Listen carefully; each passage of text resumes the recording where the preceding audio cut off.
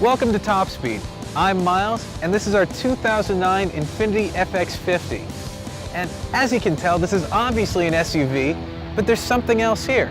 It's in the details. You can see that, well, this little guy's just screaming out that I'm a sports car.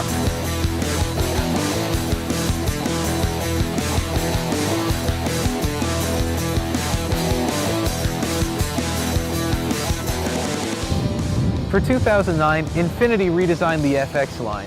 One of the great things they have are the headlights because they got sleeker, they got more angular, and just looks really good. But something that we really want to feature is the grille. Because, well, most companies like to talk about their waterfall grille, but Infiniti actually put in a water waveform. It's just something different, something distinctive, and really makes the car stand out. Overall, though, it stands out because it still keeps that same look of a cheetah. And that's really cool, especially in this copper color. And like any good animal, this one's got a really big heart.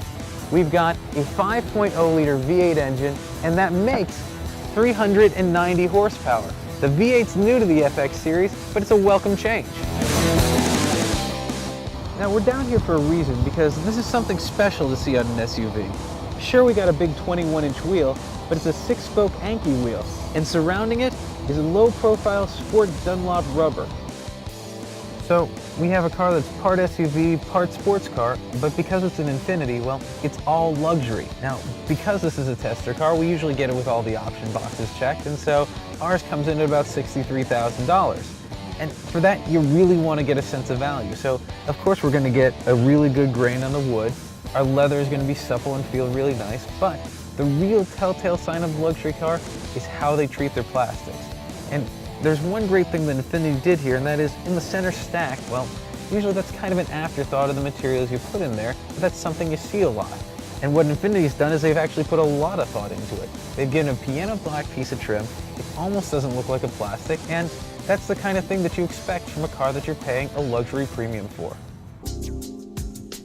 Now the command center in the car, well, it has all the same standard stuff you'd expect from a luxury car, and a couple other little nifty items that show you things like GPS, and of course you're also going to get your map to tell you where you are, as well as destination information to get turn-by-turn directions. But the one thing that's really helpful out in this car that you don't really see anywhere else is the camera system.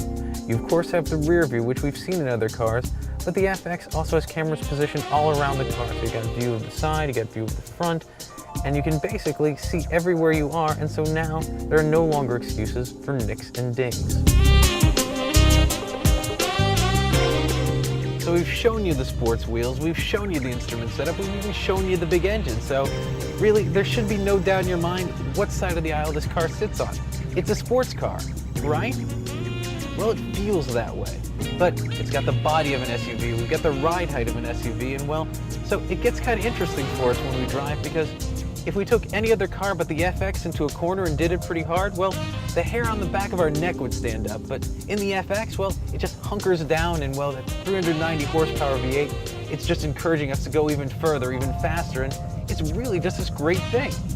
In a review, we usually like to boil down who's going to drive this kind of car. Well, what we have with the FX is something very interesting.